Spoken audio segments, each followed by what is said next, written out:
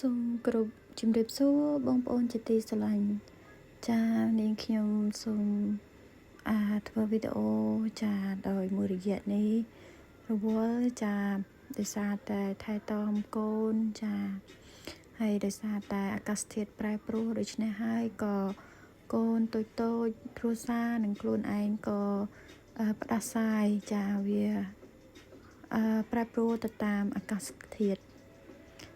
គ្មានអ្វីប្រសើរជាងសុខភាពនោះទេហើយគ្មានអ្វីដែលល្អជាងសុខភាពនោះដែរទ្រពមិនស្មើនឹងសុខភាពល្អចា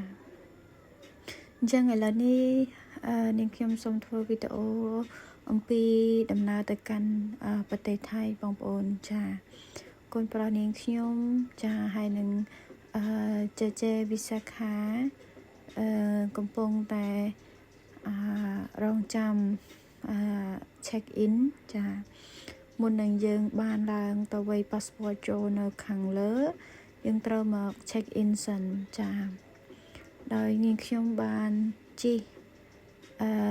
Air Sky អង្គរ Air ចា Sky Air ចា Sky អញ្ចឹងក៏ឥឡូវនេះបានថតរូបហើយ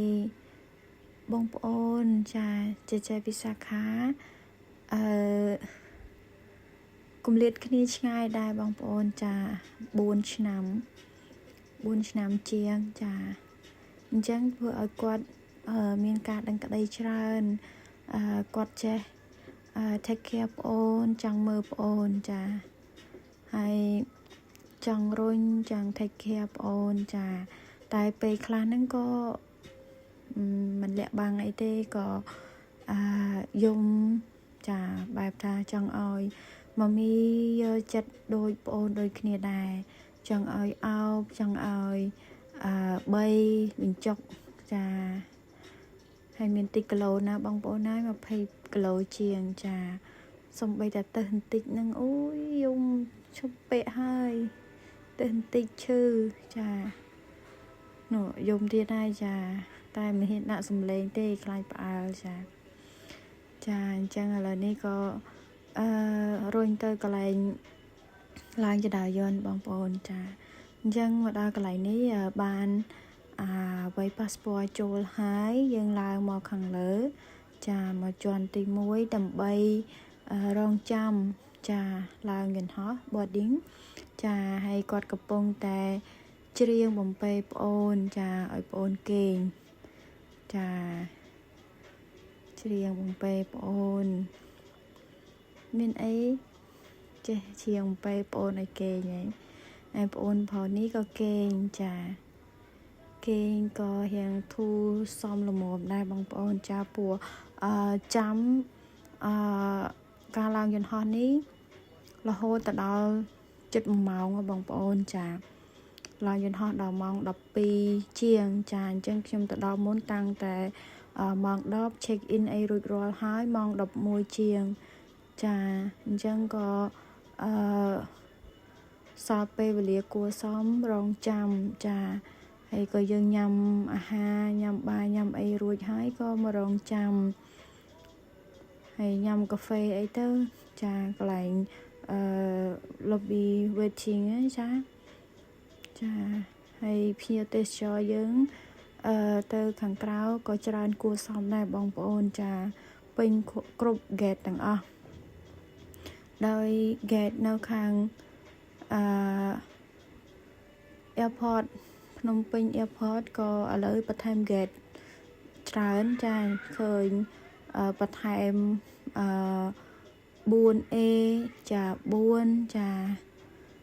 ហើយប្រហែលជាបន្ថែមថ្មីព្រោះដោយសារខ្ញុំអត់ដែលឃើញណាបើសិនជាខ្ញុំនិយាយទៅតោះខអីក៏សូមអភ័យទោសដែរចាពីព្រោះខ្ញុំមិនសូវបានជាជិះយន្តហោះអីញឹកញាប់ទេចាក៏មិនមែនជាការបង្ហាញអីឲ្យហួសហេតុអីដែរបងប្អូនណាចានាងខ្ញុំគ្រាន់តែបង្ហាញអំពីសកម្មភាពផ្សេងក្នុងការធ្វើដំណើរសម្រាប់បងប្អូនទស្សនាមើលលេងហើយយកជាបទពិសោធន៍ចាហើយក៏បានគ្រួសារក៏បានកំងកាហ្វេមកដើម្បីញ៉ាំចាពីព្រោះថា ការណាយើងមានកូនតូចគឺយើងត្រូវការពេលវេលាច្រើនចាពេលយប់អីគឺយើងត្រូវការងើបចុះងើបឡើងចាចង់ទឹកដោះគោបដូរខោទឹកនោមចាអញ្ចឹងហើយក្នុងនាមជាម្ដាយគឺធ្វើគ្រប់យ៉ាងដូចនេះសបញ្ជាក់ថាម្ដាយស្រឡាញ់កូនណាស់អញ្ចឹងក៏យើងត្រូវស្រឡាញ់ម្ដាយរបស់យើងដូចគ្នាថាតើសម័យមុនគាត់លំបាកប៉ុន្មានទៀតដែលអត់មានខោទឹកនោមចាគាត់បដូរកន្ទប់បោកផងចាប្រឡាក់ផងចាហើយមកដល់នេះដែរគឺកូននាងខ្ញុំបានចូលមកក្នុងយន្តហោះហើយចាអញ្ចឹងមកភ្លាតចាគឺជិះ55នាទីបងប្អូនចាឥឡូវនេះចេចង់ជិះអាទិះប្អូនចាយំចង់ជិះអាទិះប្អូនអញ្ចឹងមានតែបដូរគ្នាឲ្យចាយជិះអាទិះរុញរបស់ប្អូនឲ្យប្អូនជិះអាទិះរុញដាក់អីវ៉ាន់នៅខាងសវណ្ណភូមិចាដល់ឥឡូវនេះមកយំងក់ចានិយាយរួមទៅបេសកកម្មក្នុងការធ្វើដំណើរនេះគឺថាពោពេញទៅដោយបញ្ហាក្នុងការដោះស្រាយចាបងប្អូនគឺមិនចេះពេញចិត្តតតែសោះចាមិនសុខចិត្តមិនព្រមមិនពេញចិត្តចាគឺមានទាំងអស់ចាឥឡូវនេះបានស្ងប់ហើយចាសុខហើយគឺចេបានជិះអាទិះដែលដាក់អីវ៉ាន់ឯប្អូនជិះអាទិះរបស់ប្អូនវិញចាឥឡូវនេះនាងខ្ញុំក៏បានជិះរថយន្តបានមកដល់សន្តាគាររួចរាល់ហើយចាបងប្អូនអញ្ចឹងវីដេអូនេះមានតែប៉ុណ្្នឹងទេបងប្អូនណារីករាយចូលឆ្នាំចិនចានាងខ្ញុំខ្មែរទេបងប្អូនចាអញ្ចឹងគេជា logo នៅខាងសវណ្ណភូមិក៏ថតដើម្បីបង្ហាញហើយក៏ចាហ្នឹងឯងជា